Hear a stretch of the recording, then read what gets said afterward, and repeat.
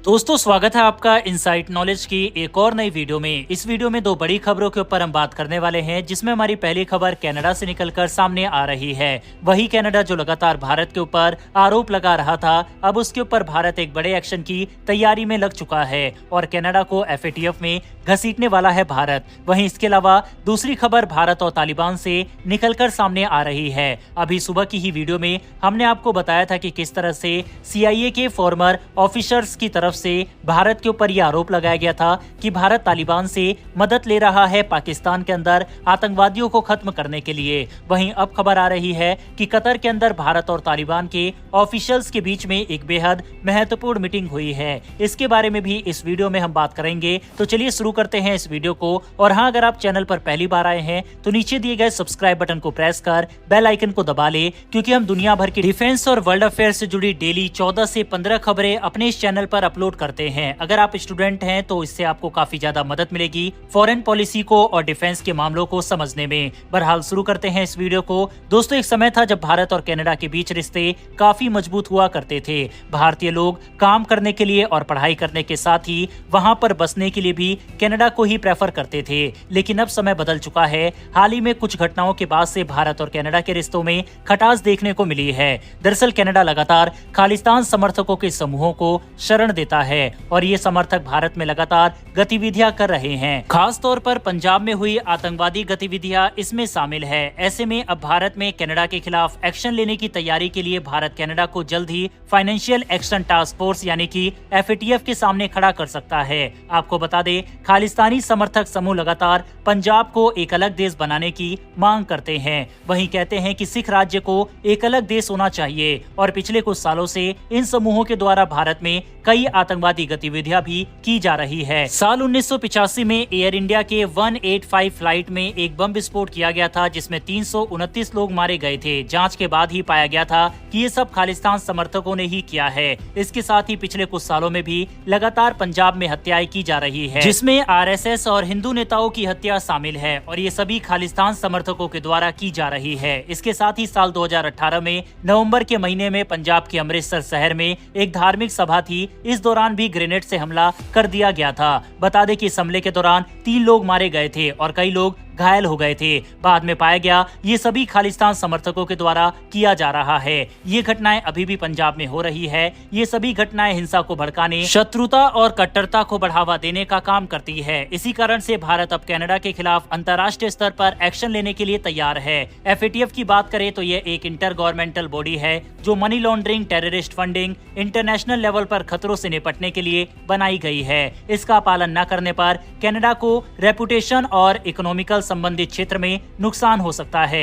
FATF के एक member के तौर पर भी कनाडा को इसके द्वारा दिए गए निर्णय को मानना होगा। इसके साथ ही कनाडा आतंकवाद को किसी भी तरीके से बढ़ावा नहीं दे सकता। कनाडा को उसके देश में चल रहे खालिस्तान ग्रुप पर एक्शन लेना ही होगा और ये सभी FATF के एबॉलिगेशन के विरुद्ध है। भारत अब कनाडा को इन ग्रुप के खिलाफ एक्शन लेने के लिए FATF में लाकर मजबूर कर सकता है। इसके साथ ही भारत अंतर्राष्ट्रीय स्तर पर भी कनाडा में चल रहे इन समूहों को सबके सामने लाना चाहता है। इसके साथ ही भारत आतंकवाद के खिलाफ लगातार आवाज उठाता रहा है। ऐसे में भारत आतंकवाद की इन गतिविधियों के खिलाफ एक्शन की मांग कर सकता है। अब ये देखने वाली बात होगी कि आखिर भारत के द्वारा क्या कुछ स्टेप लिए जाते हैं और उसके साथ ही कनाडा इन सभी मुद्दों पर किस तरीके से कदम उठाता है। आपकी इस पर क्या राय है? क्या भारत को कनाडा के खिलाफ ये कदम उठाना चाहिए या फिर नहीं? इस पर अपनी राय कमेंट बॉक्स में लिखकर बताइएगा। बहरहाल बढ़ते हमारी अगली खबर की तरफ और ये खबर तालिबान सरकार से निकलकर सामने आ रही है। कतर की राजधानी दोहा में UN की बैठक हुई। इस बैठक में पहली बार अफगानिस्तान भी शामिल हुआ। दरअसल बैठक अफगानिस्तान की वर्तमान स्थिति को लेकर ही हुई थी। इसके साथ ही भारत समेत 25 देश भी इस बैठक में शामिल हुए। संयुक्त राष्ट्र ने साफ किया कि बैठक तालिबान को मान्यता देने के लिए नहीं आयोजित की गई। हालांकि उसके मुद्दे पर चर्चा करने के लिए बैठक की गई है।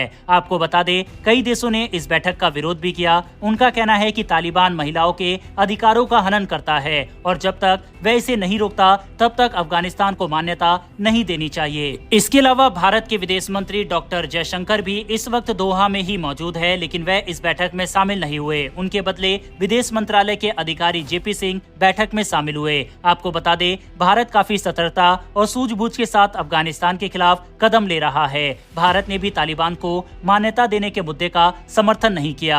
हालांकि भारत ने कहा है कि वह लगातार मानवीय मदद अफगानिस्तान को देता रहेगा। इसके अलावा तालिबान की तरफ से जबी उल्लाह मुजाहिद शामिल हुए। उन्होंने बैठक के बाद कहा कि कई देशों के सामने हमें अपनी बात करने का मौका मिला। उन्होंने तालिबान सरकार आने के बाद अफगानिस्तान में बैंकिंग सेक्टर और अधिकारियों पर लगाए गए प्रतिबंध को भी हटाने की मांग की। इसके अलावा इस बैठक के बाद सोशल मीडिया पर उन्होंने पोस्ट करते हुए भारत को धन्यवाद कहा। पोस्ट में लिखा कि बैठक के दौरान भारत, रूस, पाकिस्तान समेत कई देशों के साथ बैठक करने का मौका मिला। उनके प्रतिनिधियों के साथ मुलाकात हुई। साथ ही उन्होंने कहा कि भारत से मिले समर्थन के लिए तालिबान सरकार भारत का धन्यवाद करती है। उन्होंने कहा कि दोहा में हुई बैठक के दौरान भारत ने तालिबान का समर्थन किया है और अफगानिस्तान की मदद करने की हम भारत का आभार व्यक्त करते हैं। आपको बता दें कि तालिबान ने इस बैठक में शामिल होने से पहले ही शर्त रखी थी कि बैठक में महिलाओं को शामिल न किया जाए। उसके साथ ही अफगानिस्तान के मुद्दे पर यह संयुक्त राष्ट्र की तीसरी बैठक थी। पहली बैठक में उन्हें आमंत्रित नहीं किया गया।